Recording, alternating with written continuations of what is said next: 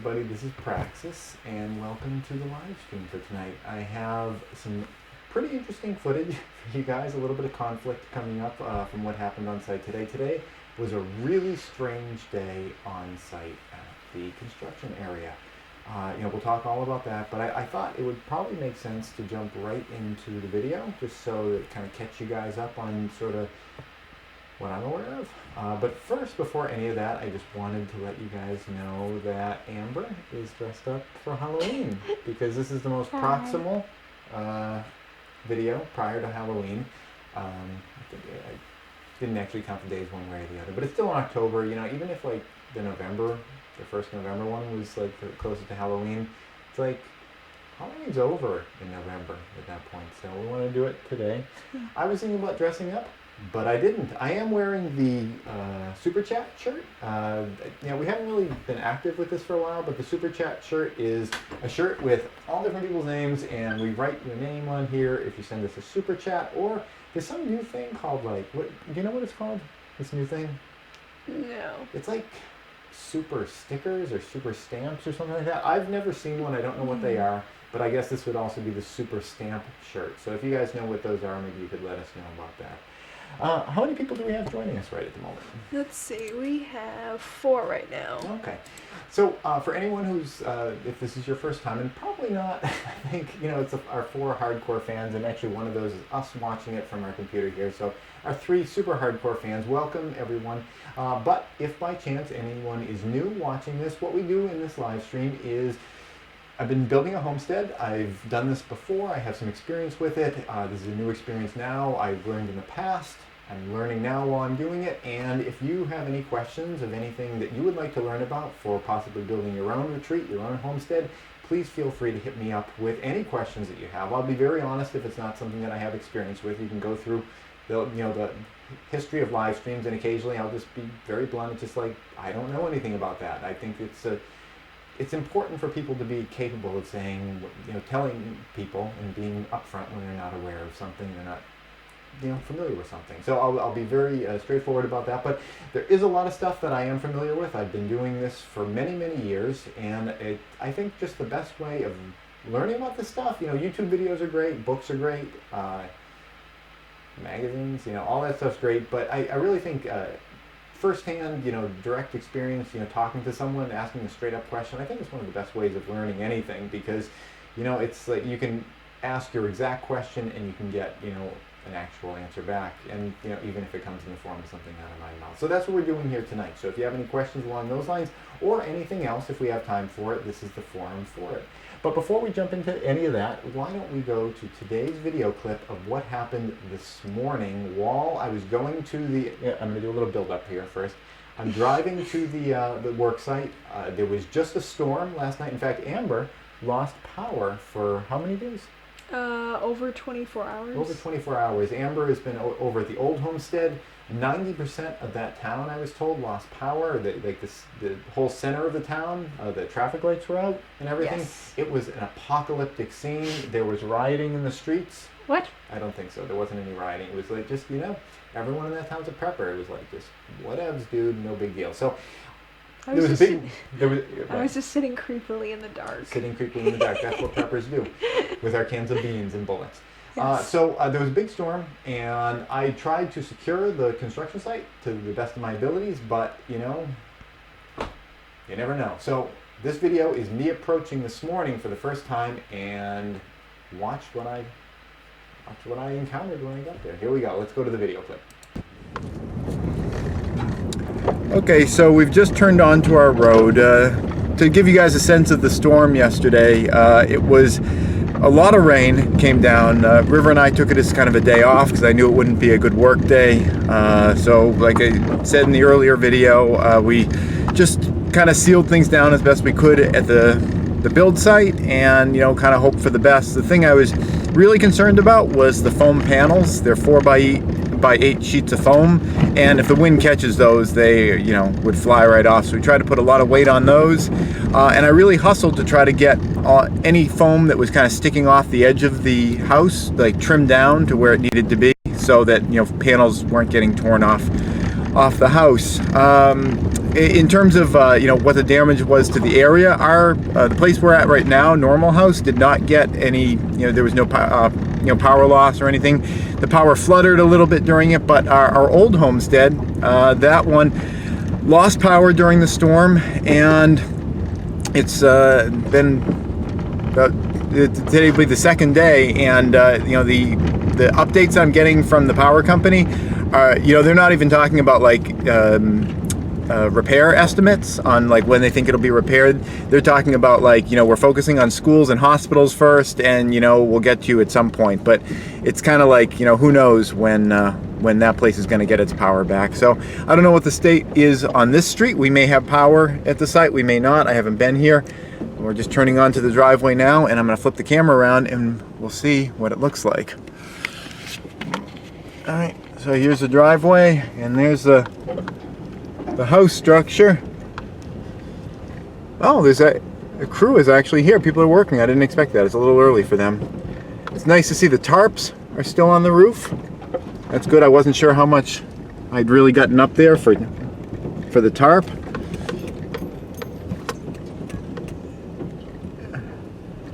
And I don't know where I'm going to park, actually.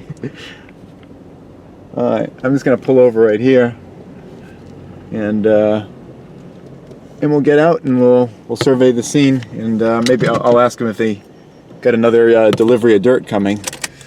All right, well, I'm just going to leave it here, River.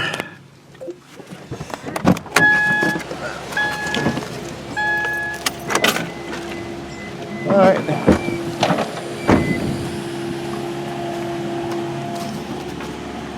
All right, so they're filling in this. Hey, Dave. Who was working here yesterday? Up there. Oh, okay. The person doing the foundation might. I had a ridge of dirt here so they wouldn't drive up on the pipe. And roll right on the pipe. Oh, okay. I can see the pipe. I hope they didn't break it. Okay. Well, should we check? Nah, it should be all right, you know. Okay. Well, it's easier to check now than like years from now when I have. No, I buried it. Oh, okay. I kicked it off with my foot. I didn't see no cracks or nothing. Oh, okay, okay, sure. Should be all right. Oh, yeah, I wasn't sure whether they were coming What the up. hell's the matter with these guys? They come in on a job and they just drive over everything. They don't give a shit for nothing. Yeah, I don't know. They're usually. I had a ridge there. Right. There was a ridge there, so it meant not to drive up on it. Yeah, I don't know. I wasn't even sure whether they were coming yesterday. They asked me if I was coming. It was raining, so I was like. Terrible. That's why I wasn't here. Yeah. I figured I'd take it as a day off. But I want to get this covered up because we're going to move this today, I think. All right, cool. Well, I'm gonna survey the wind damage, see what we got. All right. Well, before we head up over there, I guess we'll see what happened over here. Oh, there's a pallet. Something was brought. Okay, they putting footing forms up. Yeah, there was a rumor they were maybe going to come yesterday. And okay, this is our shed area. And it looks like they brought... Oh, we got our roof delivered? You know, I kind of would have liked to have known about that. Wow. Okay, well, a lot happened here yesterday. Nobody told me this was happening. Geez, did any of these fly away? They're not, like, secured in any way? I absolutely would not have had them put them here. Okay, well, that's great. Okay, and here's all the little edge forms for the roof. Wow, that's not really professional. I was very specific. I wanted them to tell me when those were showing up. Okay, well, our lumber piles, they lost their tarps. They blew off. You know, that's the deal. So the lumber's a little wet, but that's no big deal. It'll dry. River, watch out for these. Some of these got nails sticking out of them here.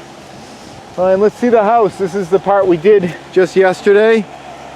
And it looks secure. So that's all right. Oh, I see some problems over here, though. Okay, we lost the foam panel over here. One's leaning. Yeah, we got one kind of blew off the top, and there's one right over here. I had a ladder and some boards up on top of that, but I guess that was more exposed to the wind, and that stuff blew off. But you know, I mean, in terms of damage, the foam panel's not cracked, so that's good, and it's not like a ton of them blew off. I'm not liking what that dude said about how someone drove over our pipe, though. That's not cool. Alright. That looks like it. And that tarp's still on there, too. Alright, so overall, it seems like the big problems didn't come from the storm, but from people who didn't notify me that they were showing up and just did whatever they felt like. In terms of just throwing stuff on the ground and everything. Alright, well, we'll go back to the live stream now. And we're back. Right, so that was our morning, and that's not even all of our morning. You'll notice as I was pulling up, I think I even say in the video, I was a little surprised to see that the contractors were there. We usually get there a little bit before them when we get there at the time that we did. So I was a little surprised. I wasn't really sure where to park, you know, because he was working right in the area where I usually leave my car. I got out of the car, left my keys in there as I usually do, and absentmindedly locked the thing. Normally that wouldn't be a problem. In fact, I got into the habit of leaving my keys in the car because I always had the windows open all summer, but it was cold this morning and they were locked in the car. It took the first hour just to get them out, and it was kind of frustrating because my emergency grab-and-go bag was in the car with like all my supplies and you know, lock picking. I've never really picked a car lock. I think that would be different because you get like little bits on both sides of the key. So I don't think my lock pick would have been all that useful anyway. Plus, I'm not really good at picking locks. But certainly the coat hangers in the back of the car would have been super helpful. What I ended up doing is I did have a pry bar on site, you know, that I wasn't in my toolbox. I left it out sloppily, you know, just at the work site. I used the pry bar to bend the door back enough, and then there's all that rubber gasket around the door. That was kind of in the way. I was looking for wire. We didn't really have any wire on site, except I did have some Romex wire. That's the kind of wiring that just runs through your walls, that goes from like outlet to outlet. It's called Romex wire. It's got 3 strands in it. Well, you can have different numbers of strands, but this was 3-strand Romex wire, and I kind of was able to get that through once I pushed all the gasket out of the way using a carpenter square. But it was just too floppy. It was like trying to do brain surgery with a wet noodle, and we all know what that's like. So I abandoned that, and I ended up taking, if you guys remember that I was rolling on the asphalt tar with the paint rollers on the end of blue metal poles. I found one of the blue metal poles, and I was able to get that through the crack in the door by prying it open and then sticking a bunch of lumber scraps into it. To hold it open. I was able to get that in. I put a little bend in it, and I was able to unlock the door, but it took about an hour. So it was an interesting morning. I took another look at the metal roofing that had been left around. It was also kind of dinged up and damaged. I came to the conclusion later that the concrete people had come. So I'm thinking that maybe the delivery person that had brought the roofing supplies that didn't tell me they were showing up, so that's why I wasn't there to meet them and tell them where to put it or anything.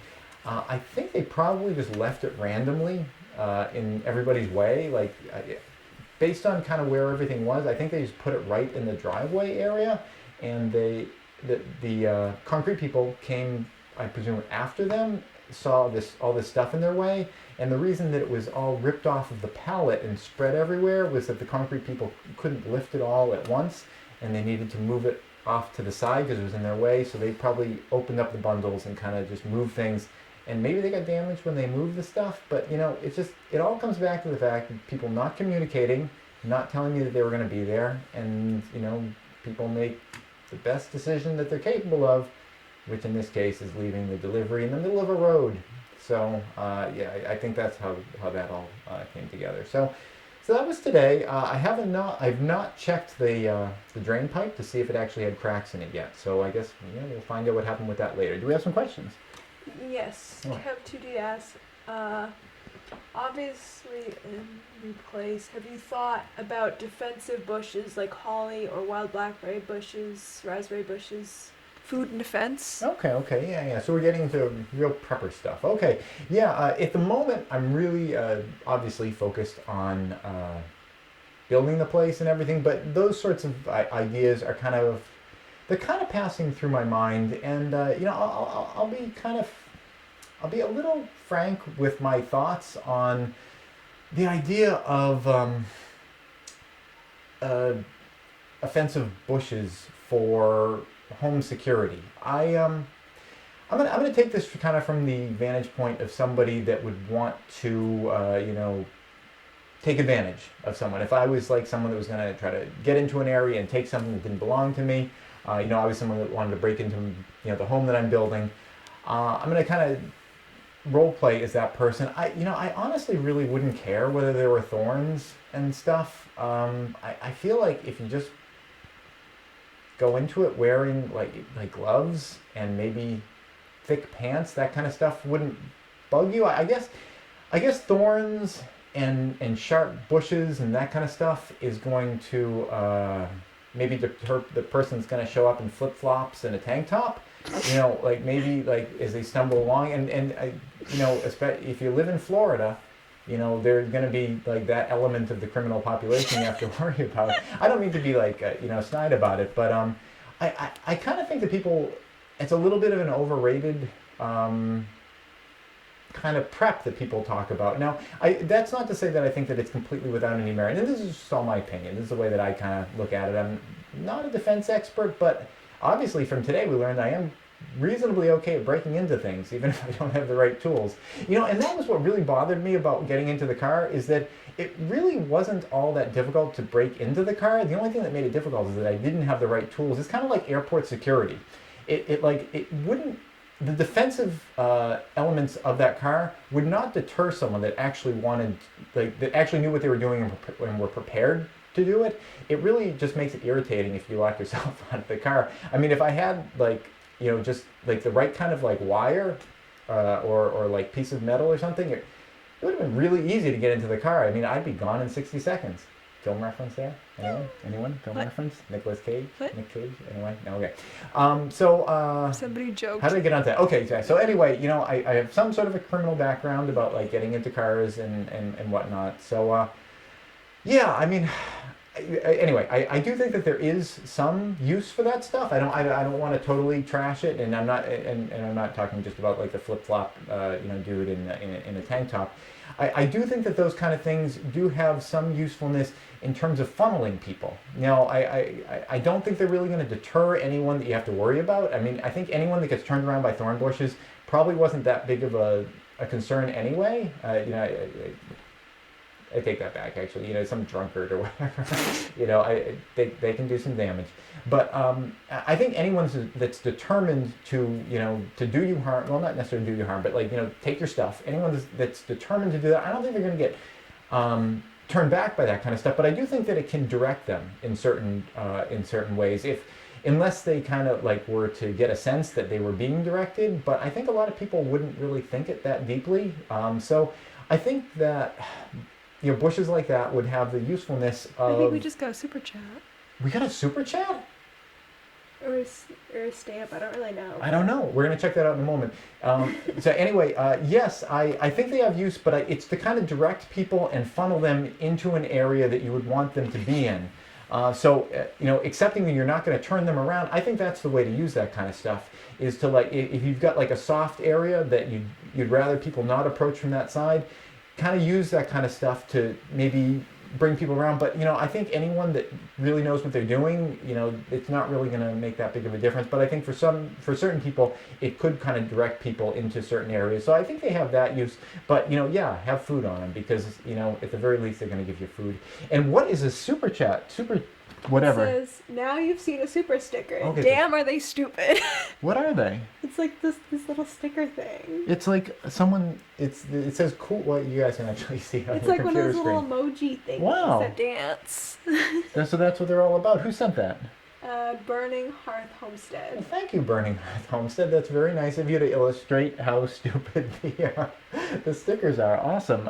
It came with $2. Awesome. Can we get? I'm sorry, I wasn't prepared for this. I threw on the shirt just because I was kind of cold. Actually, I've got 2 layers on here, but I didn't have the marker prepared. Is that a good marker? I don't know. I keep all of them. That looks like a good one. Okay, so Burning Hearth Homestead goes right on here. And if anyone else, actually, want to give them the armpit? Why? Let's do it right here. No, why not right here. No. You gotta start wrapping it around here. Okay. Okay, right there. It's like Wait, they can't see because your head's in the way. Okay. fuzzy head. Yeah, do it professionally. This is a very professional. How do I do this professionally? There you go. Now it's happening. All right. So if anyone else has any questions, please throw them our way. And I will. Yeah, I honestly I can't take myself seriously while I'm in this position. So I'm going to let you. No. Put then hearth under here. We don't want it like completely hidden because they sent a super sticker.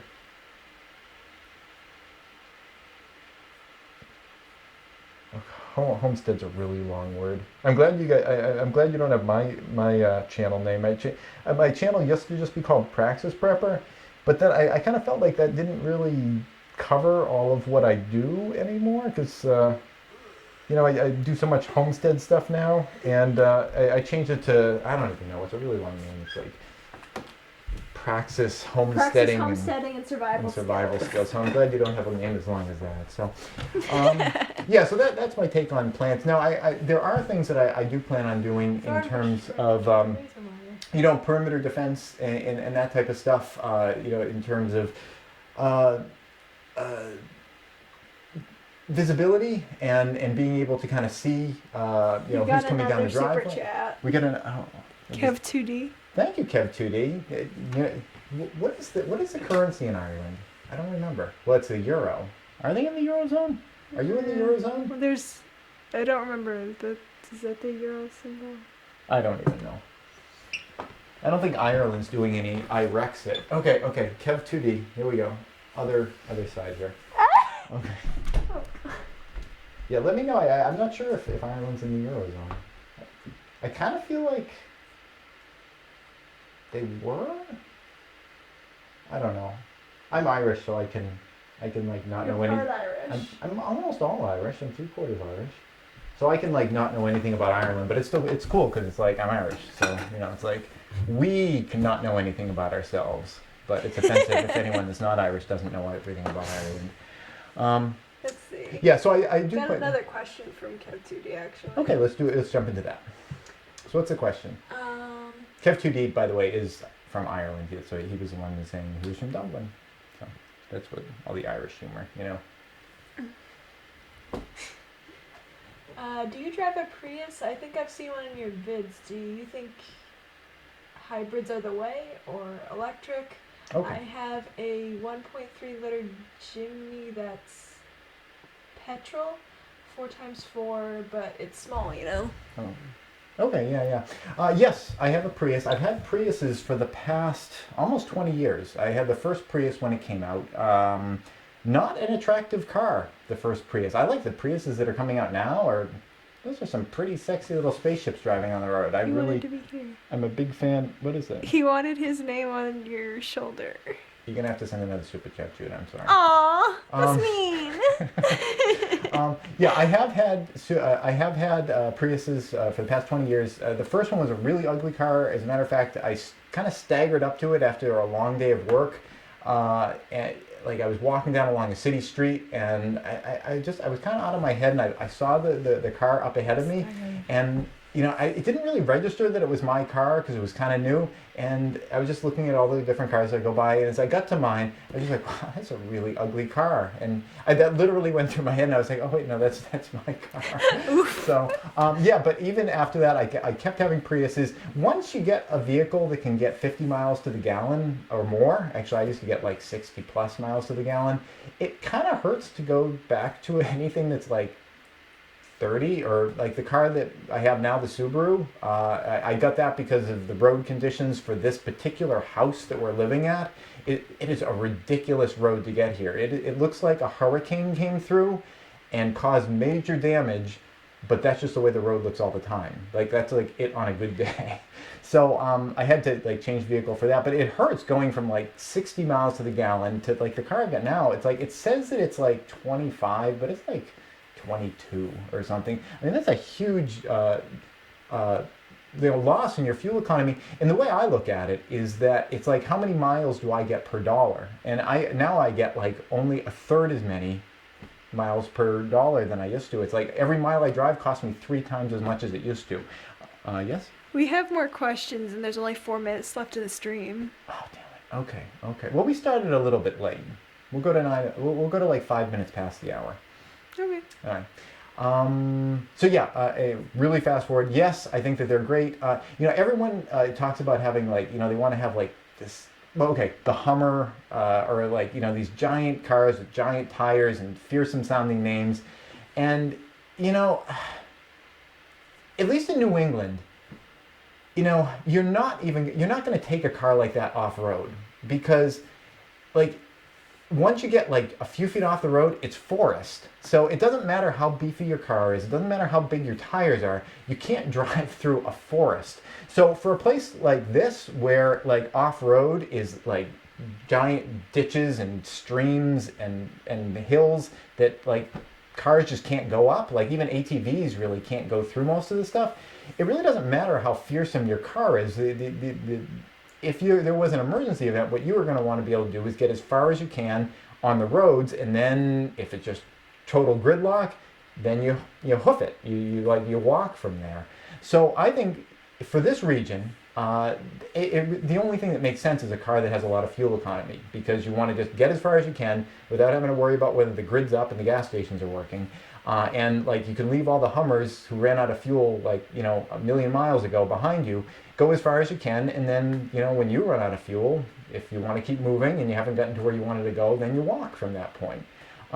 So, I mean, the idea that people have that like they're just going to drive to where they're going in an area like this is just kind of crazy. If like they're thinking that they're going to like just go like perpendicular to the road and just drive through a forest, because you just can't do that. Now there are other places, like if you're in a desert environment, where you can go, just go across, the prairie land, the grasslands, or whatever. That's a different story. Maybe it makes sense in that kind of a situation. But still, that fuel economy is, if you can stick to something that the vehicle can move on, that's a lot of range. And if you have like a gas can in the back of a Prius, it's like you can get hundreds and hundreds and hundreds of miles without having to stop for gas. So I think they're a great vehicle. But I don't think the vehicle is the end of the story for escaping an emergency. You got to be able to walk too. It's like your gadgets and your toys and your cars aren't going to solve the whole problem for you. You got to be fit. You got to be able to move on your own as well. That's what I think. But I love my Prius. Well, okay. What other questions do we have? Okay, so the first question is, what would you say is the best first perimeter detection? I'd say motion detectors first, cameras second. Yeah, I agree, because you're not going to be staring at your cameras nonstop. I mean, once Google AI takes over, we can just trust it all to Google, and it can face recognize whatever comes through our property. Other things that are possibly a decent idea, though they could lead to a lot of false positives, would be trip lines that where someone would hit a sensor and it would go off, and you'd be aware that someone had crossed an area. In the Alien Invasion series, I talk about some simple ways of wiring that kind of stuff. But yeah, I think motion sensors, just to kind of let something's going on. Also, it's kind of not talked about that much. People are always talking about gadgets, but animals. Having chickens, roosters, dog, obviously. Those kind of things can be really helpful to just kind of let you know what's going on in your area. I mean, if I was, I'm going to put myself back in the mindset of that, guy with the flip-flops and the tank top that's up to no good. I'm definitely going to have some apprehensions about going into someone's yard if I know that they have a big dog that's going to know that I'm going to be there right away and may have a problem with that, versus, someone that doesn't have a dog or has a dog we have sometimes with our Chihuahua. So, although even a Chihuahua, I mean, Chihuahuas I believe were bred as guard dogs originally. I mean, other than cuteness, that's their only possible use they could have. Somebody claims that a goose is better than a dog. I wouldn't poo-poo that at all. Yeah, I mean, geese can be aggressive too. I've been chased by my share of geese too. Not that they're all that difficult to contend with, but geese definitely, they've got their territory. In fact, in front of right before the street right before our old homestead, there was a woman who had geese, and the puddle in front of that house that was in the road when it rained, Those geese owned that puddle, and It was hard to drive by Yeah, them. they gave you like a- they'd try to spook the cars that went by. they gave you a lot of shit. I mean, you'd have this car come by, and they're like, So, yeah, I didn't want to hurt the geese, but, one day the geese just weren't there anymore, and I'm not sure what happened to them, but I don't think they were alive after that. But they're food, so it's like the circle of life. The circle of life. Do we have any other questions? Let's see. Are you still doing a lot of clearing? I know you said you weren't sure what to do with them. Did you consider selling them or sending them to a mill for future projects? Okay, I believe we're talking about trees, not puppies in this case. And we still have the trees on site, and we're planning on doing a mill, with the trees. That's honestly, it's more of a my dad project, and if he decides to really pull the trigger on that, I will definitely bring you guys in on it. That's kind of a dream of his, that he wanted to get a lumber mill and go through all that stuff. I will definitely share that process with you, but that's really a him thing. I just he was on site and he said, "Oh, I'd like to do this," so I just told the people, just make a giant pile of logs over there for him, and there's a lot of lumber there. So it's all still there. We're done clearing. In fact, the landscape work finished today. What you guys saw was them kind of finishing out the last stuff that they're going to do before winter comes in. The site's covered up. We have a septic system. It's all, set for the winter time. And they're going to come back once we finish with construction, kind of do some more like boulder placement and leveling some things off. But they finished up with all that earth moving stuff before the winter. So that was kind of nice. So I think we're just about out of time. If we have any other questions, we can maybe do one more, but then we probably got to go. Anything? I don't see any more questions. There are Oh. lots of comments. But Okay. I don't have anything. I was going to try to come up with something clever to be snide about comments, but I just don't have anything. Thank you for your comments as well.